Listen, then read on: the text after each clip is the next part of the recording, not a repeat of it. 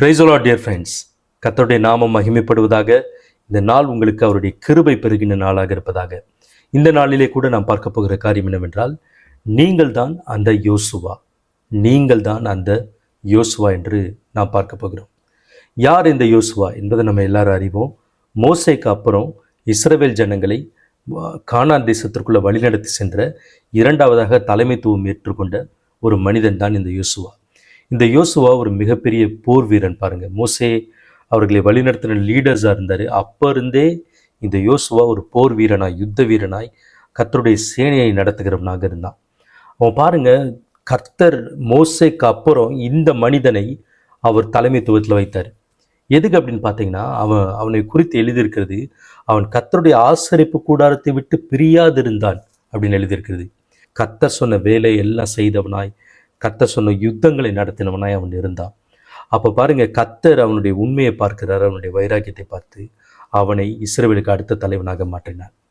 இந்த யோசுவா என்ன பண்ணா அப்படின்னு பார்த்தீங்கன்னா, கிட்டத்தட்ட 30 ராஜாக்களுக்கும் அதிகமான ராஜாக்கள் கொண்ட படைகளை, சேனைகளை அவன் முறியடித்தான்.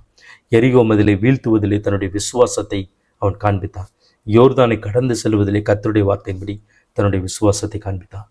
இப்படி கர்த்தர் சொல்லுகிற காரியத்தை விசுவாசத்தோடு வைராக்கியத்தோடு செய்து ஜனங்களை வாக்கு பண்ணப்பட்ட கானான் தேசத்துக்குள்ள அழைத்து சென்று அவர்களுக்கு தேசத்தை பங்கிட்டு கொடுத்தான். இன்றைக்கு கர்த்தர் அதே யோசுவாக்களை போலதான் நம் ஒவ்வொருவரையும் பார்க்கின்றார். இன்று இந்த உலகத்தில் பிசாசின் பிடியில் இருக்கிற ஜனங்களை மீட்டெடுத்து வாக்கு பண்ணப்பட்ட கர்த்தருடைய நித்திய ஜீவன் என்ற சுதந்திரத்துக்குள்ள கொண்டு வருகிற யோசுவாக்களாய் கர்த்தர் உங்கள் ஒவ்வொருவரையும் பார்க்கிறவராய் இருக்கிறார். அதுக்கு நம்ம வைராகியம் காண்பிக்கும் போது, கர்த்தர் மேல நம்பிக்கை வைத்து விசுவாசம் வைத்து அந்த காரியங்களை செய்யும்போது பார்த்தீங்கன்னா, நிச்சயமாக கர்த்தர் எத்தனை வலிமையான சத்ருவின் கிரியைகள் எதிர்த்து வந்தாலும், எத்தனை வலிமையான ராஜ்யங்கள் இருந்தாலும், கர்த்தர் ஜனங்களை மீட்டெடுப்பதற்கு உங்களை பயன்படுத்துகிறவராக இருக்கிறார். உபாகமம் 31வது அதிகாரம் 23வது வசனத்தில் யோசுவாவுக்கு சொன்ன அதே வார்த்தையை தான் கர்த்தர் என்று நம்மை பார்த்து சொல்கிறார். அந்த வசனம் எப்படியாக சொல்கிறது?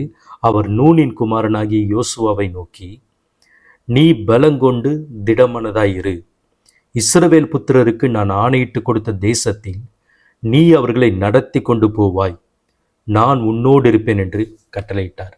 பார்த்தீங்களா?